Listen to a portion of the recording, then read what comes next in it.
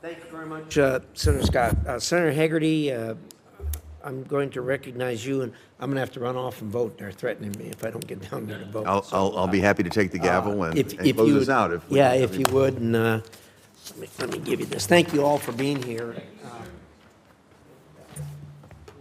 Look forward to voting on you in the not-too-distant future. So thank you so much.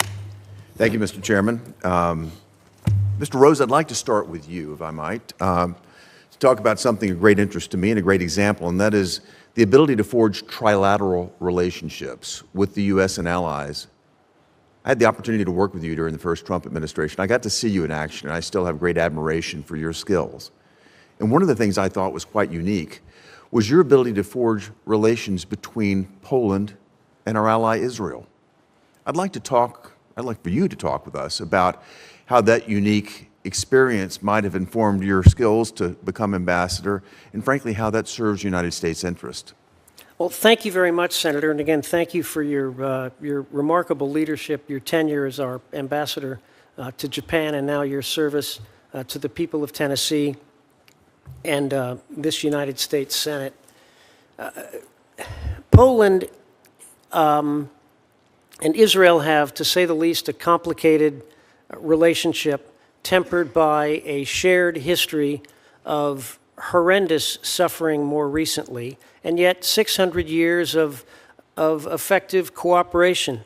One of the issues that seems to predominate American interest in Poland is the question of so-called Holocaust restitution, the matter that refers to properties from Holocaust victims that have been expropriated or either completely disappeared.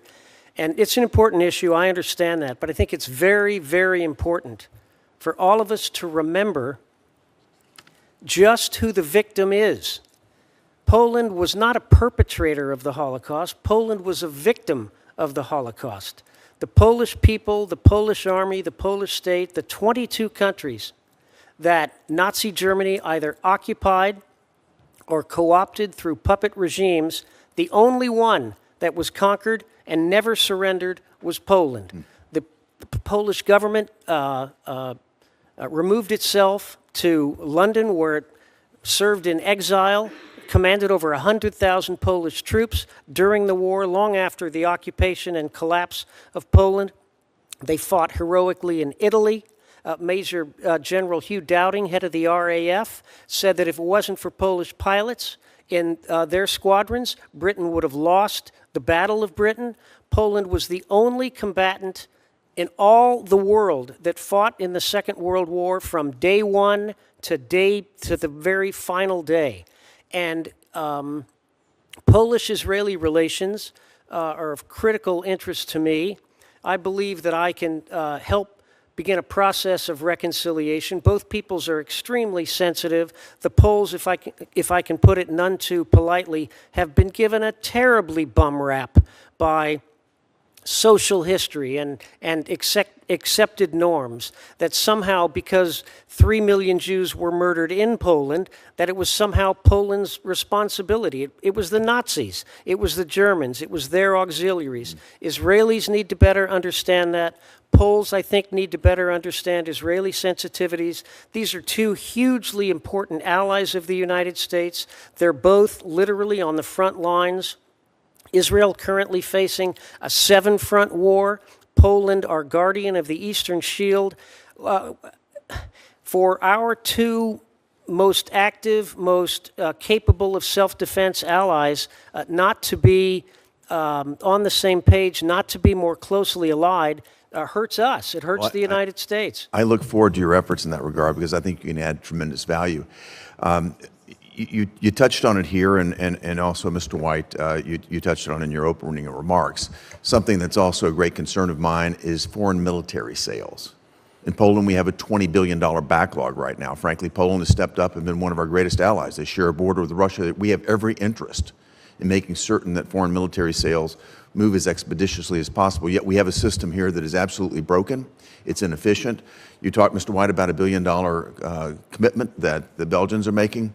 to, again, more foreign military sales. This advances our interoperability, advances our national security interest, and I would just like to encourage all of you, to the extent that you have an opportunity to touch on this, to work with me, to work with our team, and work with the State Department to try to reform this broken system. Senator, if I may, thank you very much for that point, and I do look forward to working with you if confirmed. And I have to say this, otherwise I'm going to get in trouble because you're from the great state of Tennessee. My brother-in-law is sitting behind me, and he and his mother, Bob and Lynn Henningsen, and his brother, Christian, proud Tennesseans, and have a great feeling for you, sir. Thank you. Thank you very much. And Mr. Evans, I look forward to working with you. I chair the subcommittee on State Department management. The chair mentioned earlier the situation with the evaluation system, the personnel system at the State Department. I can tell you from firsthand experience, it needs a serious overhaul. And I look forward, I appreciate your remarks, and I look forward to working with you in your new role, and I hope that you'll make an appointment to come by and see me soon if you're confirmed. Thank you, Senator. I will do that. With that, I'll recognize the senator from Texas.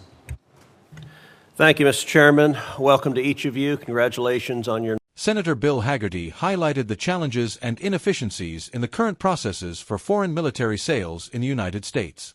He pointed out that the U.S. has a $20 billion backlog in military sales, with Poland being one of the major allies waiting for critical supplies.